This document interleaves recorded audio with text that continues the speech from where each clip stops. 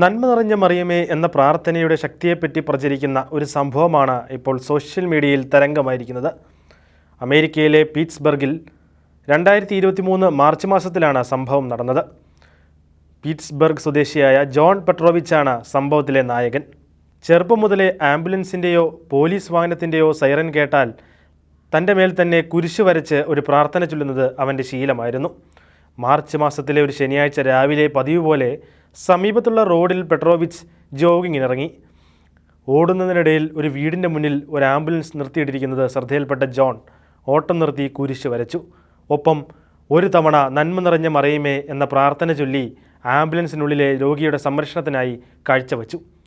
പിറ്റേ വ്യാഴാഴ്ച ജോലി കഴിഞ്ഞ് തിരികെ വരുമ്പോൾ അതേ വീടിൻ്റെ മുമ്പിൽ വീണ്ടും ആംബുലൻസ് നിർത്തിയിട്ടിരിക്കുന്നതായി ജോൺ കണ്ടു.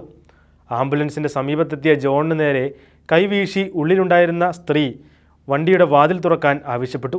ജോണിനെ കണ്ടയുടനെ ആ സ്ത്രീ പറഞ്ഞു, എനിക്ക് താങ്കളോട് നന്ദി പറയണം. കാരണം താങ്കളാണ് എൻ്റെ ജീവൻ രക്ഷിച്ചത്. ഞാൻ എങ്ങനെയാണ് നിങ്ങളുടെ ജീവൻ രക്ഷിച്ചതെന്ന് ജോൺ ആകാംക്ഷയോടെ ആ സ്ത്രീയോട് ചോദിച്ചു. ഉടനെ ആ സ്ത്രീ പറഞ്ഞു, കഴിഞ്ഞയാഴ്ച ഞാൻ വീട്ടിൽ തനിയെയായിരുന്നു. പൊടുന്നനെ തളർന്നു വീഴുകയും ബോധം നഷ്ടപ്പെടുകയും ചെയ്തു. മരിക്കാൻ പോവുകയാണെന്ന് എനിക്ക് തോന്നി. പിന്നീട് ആശുപത്രി കിടക്കയിലായിരിക്കുമ്പോൾ ഈശോയുടെ ഒരു ദർശനം എനിക്കുണ്ടാവുകയും ഈ വ്യക്തിയുടെ പ്രാർത്ഥനയാൽ എല്ലാം വേഗം സുഖമാവുകയും ചെയ്യും എന്ന് ഈശോ എന്നെ അറിയിക്കുകയും ചെയ്തു. അതിനുശേഷം ഈശോ തൻ്റെ കരം എന്നെ കാണിച്ചു.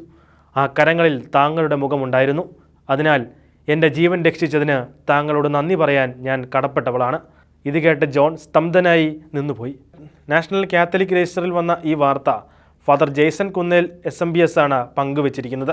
ആത്മാർത്ഥത നിറഞ്ഞ പ്രാർത്ഥനകൾക്ക് അസാധ്യതകളെ സാധ്യതകളാക്കാൻ കഴിയും എന്നതിനുള്ള ഒരു നല്ല ഉദാഹരണമാണ് ഈ സംഭവം.